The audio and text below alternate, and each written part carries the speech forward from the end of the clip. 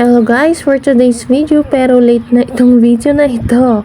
Pagpasensyahan nyo na kasi masyado tayong busy at minsan tinatapan tayo mag-edit ng ating voice over sa cake. Kaya ayan, samahan nyo kong gumawa ng dalawang money cake na order ni Nang Zinaida during Father's Day. Ayan, ganyan lang tayong gumawa ng ating money cake. Pinag-roll lang natin yung pera at saka nilagyan ng sagu straw at tinusok ng barbecue stick. Sana all ay nasusok. Charis. Ayan, ganyan lang. Ang request niya ay kulay blue at saka green color. Para simple lang pero may hihilain ka sa loob. Charot, sana all. Ganyan lang tayo gumawa at nalagay na tayo ng border sa cake para hindi naman super plain. Ayan, ganyan lang tayo at may feeling yun sa gitna ng yema. Kasi yung favorite nila is yema flavor at hindi sila kumakain ng chocolate moist. Pag sana nang tikman nila yung chocolate moist, sigurado nasa lapa-up sila. Charot, joke lang. Ganyan, yung green na second. At ganyan lang din yung design niya at naka-borders lang para maganda din tingnan. Plain pero napaka-elegant. Charis, sana all. Ganyan lang tayo gumawa for today's video at itong next cake na ito ay for Father's Day na. Wala na yung money cake. Plain na lang siya guys. Kaya ganyan lang kasimple yung mga cakes natin. Inuuna ko muna i-crumb coat at i-icingan yung cake para madali na lang designan. Ito naman ay chocolate moist. Napakasarap ng chocolate moist natin. Kaso nga lang, medyo kamahalan na yung ingredients ng chocolate moist ngayong panahon. Wala nang mura sa panahon ngayon. Puro na lang mahal. Charis, ganyan ako maglagay ng filling sa ating cake. Ayan. Para makita nyo naman kung paano ko nilalagyan yung cake natin ng filling para mas sulit kahit medyo maliit yung cake natin pero masarap at sulit at hindi kayo mauumay sa kakain nito.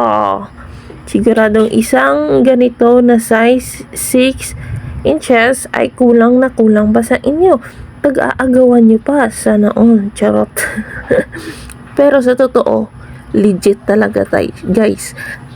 Marami na akong feedback at ayan, yung Baker's Field na gamit kong flavored para sa ubi natin.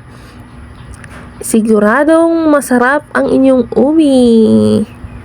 Ganyan lang tayo gumawa guys. Pagpasensyahan nyo na kasi walang masyadong may hawak na. Huwag mo siya antok pa. Maghihawak ng cellphone. Kaya ayan, matomato tayo. At ito naman yung customized cake natin. Dala pa dito. Crinam coat ko lang siya. Ayan, second layer na tayo ng icing. Para di tayo mahirapan at madali lang gawin. Ayan, linisin na natin yung gilid-gilid. Ayan. Ganyan lang kasimple yung cakes natin. Ang yung nilagay ko ay ganache yan. Chocolate ganache. At ito yung hawakan ng ating cake. Ito, para to sa akin ata yung ginawa ko. Nakalimutan ko, nadala pa dito, diba? Ay, hindi. In-order pala ito ni Ma'am Ami. Thank you so much for trusting. At ito ay order naman ni... Sandali, hindi ko pa makita kung kanino to una. Order ata ito ni Ma'am... Basta taga dito lang sa amin tong umorder nito. At ito ay order din.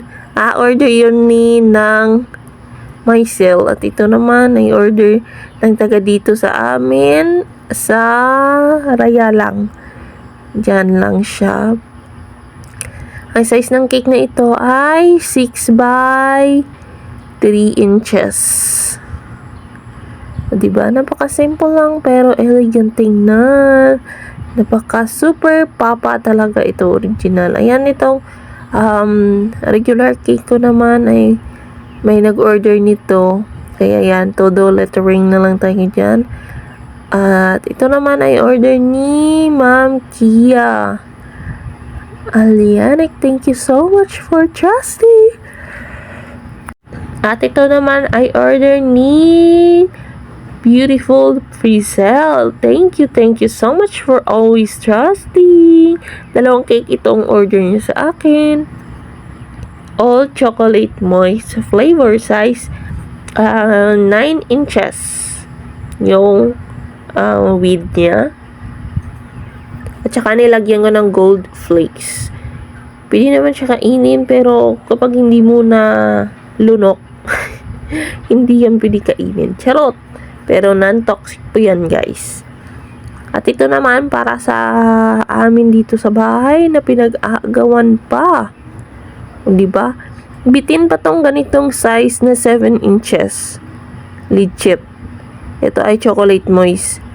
Pinag-aagawan nila dito kahit nga sa mga yema, flavor, ganyan. Siguradong maiiwan ka talaga. Yan lang guys for today's video. Love you all. Kiss lang po.